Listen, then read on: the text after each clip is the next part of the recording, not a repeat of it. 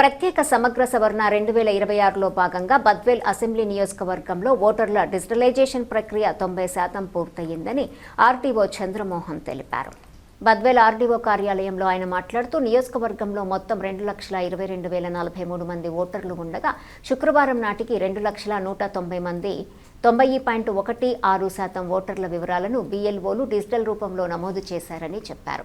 2002 voter జాబితాలో ప్రస్తుత జాబితాను విజయవంతంగా మ్యాపింగ్ చేశామన్నారు. ఈ ప్రక్రియలో 21,853 మంది 9.84% ఓటర్లను ASD జాబితాలో చేర్చినట్లు వెల్లడించారు. అయితే 5,427 మంది ఓటర్లను 2002 జాబితాతో మ్యాపింగ్ చేయలేకపోయామని తెలిపారు. గోపవరం, పోరుమామిలలో ఒకే పేరుతో 2 చోట్ల ఓట్లు ఉండటం, బొడ్డేవల్ల, సూరేపల్లి వంటి ముంపు గ్రామాల నుంచి వలసలు, బద్వేల్ పట్టణంలోని సుందరయ్య కాలనీ, జాంబవంత నగర్ వంటి ప్రాంతాలకు వలస రావటం వల్ల వారి పాత వివరాలు గుర్తించడం కష్టమైందని వివరించారు.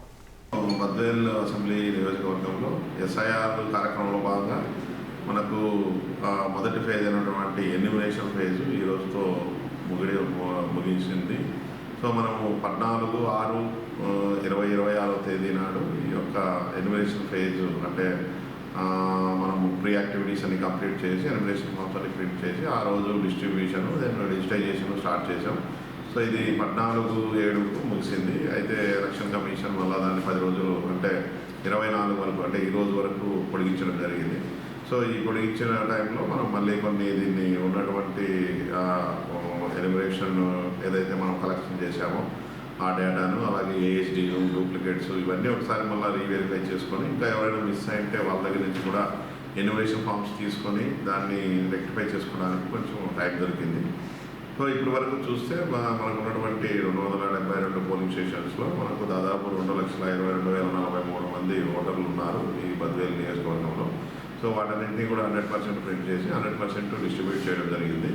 సో వాటిని డిస్ట్రిబ్యూట్ చేసిన తర్వాత మనకు బ్యాక్ అంటే మనము డోర్ టు డోర్ ఇచ్చిన తర్వాత మనము డోర్ టు డోర్ మళ్ళీ వెళ్ళి కలెక్ట్ చేసినవి కానీ, లేదు ఓటర్లు అయితే తెచ్చినవి కానీ, లేదంటే ఆన్లైన్ సబ్మిట్ చేసినవి కానీ, లేదు DLAలు కలెక్ట్ చేసి ఇచ్చినవి కానీ, ఇవన్నీ దాదాపు మనకు 2,190,000 మంది ఓటర్లు మనకు తిరిగి ఎన్యూమరేషన్ ఫామ్ సబ్మిట్ చేయడం జరిగింది. వాటన్నింటినీ కూడా మనం ఆన్లైన్ చేసి డిజిటైజ్ చేయడం జరిగింది. వాళ్ళందరికీ కూడా మనము రేపు 30వ తేదీ డ్రాఫ్ట్ ఓటర్ లిస్టు పబ్లిష్ చేయడం జరుగుతుంది. ఆ డ్రాఫ్ట్ ఓటర్ లిస్టులో వీళ్ళందరికీ కూడా చోటు ఉంటుంది.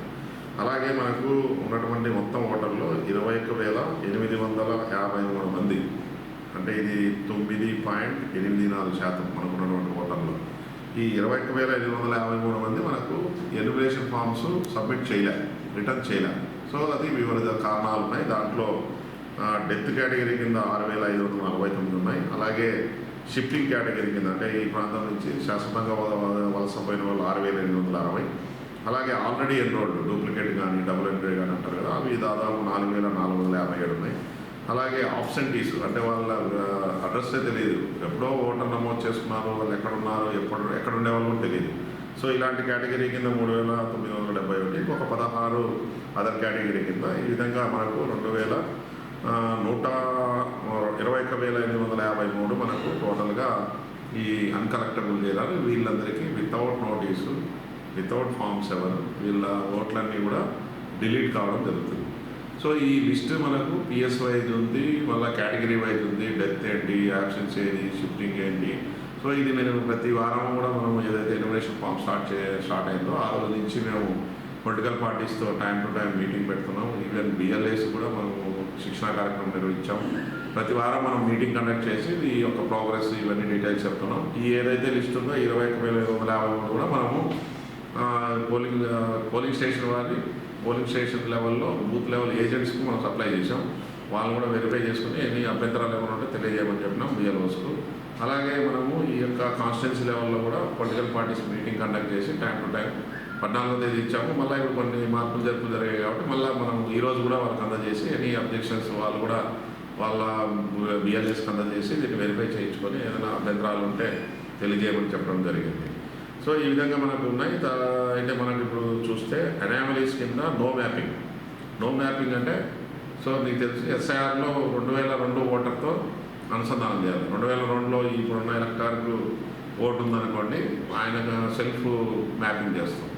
లేదు 2002లో ఓటు ఉండదు, అంటే 40 సంవత్సరాలకు తక్కువ వయసు ఉండే వాళ్ళకందరూ కూడా 2002లో ఓటు ఉండే ఛాన్స్ లేదు కాబట్టి వాళ్ళందరికీ మనం వాళ్ళ తల్లిదండ్రులు కానీ వాళ్ళ తాత పేరెంట్స్ ఆర్ గ్రాండ్ పేరెంట్స్కు ప్రొజరీ కింద మ్యాప్ చేయడం జరుగుతుంది. సో ఇది మ్యాపింగ్ స్ట్రాటజీ. సో కొంతమంది ఇట్లా మ్యాపింగ్ అసలు లేని వాళ్ళు 2587 మంది ఉన్నారు మొత్తం కాన్స్టిట్యున్సీలో వితౌట్ మ్యాపింగ్. అది సెల్ఫ్ కానీ ప్రొజనీ కానీ అంటే బంధుత్వాలు ఎవరికి కూడా ఇది 2.44% మాత్రమే ఉంది. సో వీళ్ళందరికీ మనకు 100% రేపు నోటీస్ ఇచ్చి డాక్యుమెంట్ కలెక్ట్ చేసి కన్ఫర్మ్ చేస్తాం. ఫైనల్ రోల్ డ్రాఫ్ట్లో వీళ్ళ పేర్లు వస్తాయి. అలాగే అనామలీస్ అంటే రకరకాలు, అంటే ఒకే తల్లి బిడ్డలకు మధ్య వయస్సు 9 నెలల కంటే తక్కువ ఏజ్ గ్యాప్ ఉండడం అది ఛాన్స్ లేదు కాబట్టి. అలాగే తండ్రికి ఎలక్టార్కు ఏజ్ డిఫరెన్స్ 15 సంవత్సరాల కంటే తక్కువ ఉండడం, గ్రాండ్ పేరెంట్స్కు ఈ ఎలక్టార్కు 40 సంవత్సరాల కంటే తక్కువ ఉండడం. ఎందుకంటే 3 generations 40 years గ్యాప్ అంటే తక్కువ కదా, మోర్ దెన్ 40 years ఉండాలి. సో అలా ఈ గ్యాప్ తక్కువ ఉండేటివి. తర్వాత డిస్క్రిపెన్సీ ఉండేటివి, ఫాదర్ నేమ్ లేదు హస్బెండ్ నేమ్. అప్పుడేమో హస్బెండ్ నేమ్ ఇచ్చారు, 2002లో హస్బెండ్ నేమ్ ఉంది, ఇప్పుడేమో ఫాదర్ నేమ్ ఇస్తారు.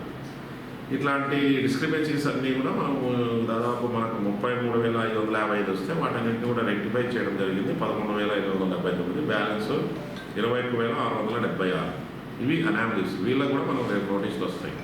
సో 21,676 అనామలీస్ అంటే ఈ డిస్క్రిపెన్సీస్ ఈ డిఫరెన్సెస్. అలాగే నో మ్యాపింగ్ ఏవైతే ఉన్నాయో అవి 5,427. టోటల్గా 5,427 మందికి మనము ఈ రోజు వరకు మ్యాప్ చేయలేకపోతున్నాం. ఈ రెండు కలిపితే మనకు 27,103. ఈ వీళ్ళందరికీ కూడా మనకు రేపు నోటీసులు వస్తాయి. సో నోటీసులు రావడంతో ఎవరు కంగారు పడక్కర్లేదు. జస్ట్ మనకు నోటీస్ ఇస్తాం, సర్వ్ చేస్తాం, వాళ్ళు స్వయంగా హాజరు కావాలి, డాక్యుమెంట్స్ ఏం చేయాలనేది ఆల్రెడీ మనం చెప్పడం జరిగింది.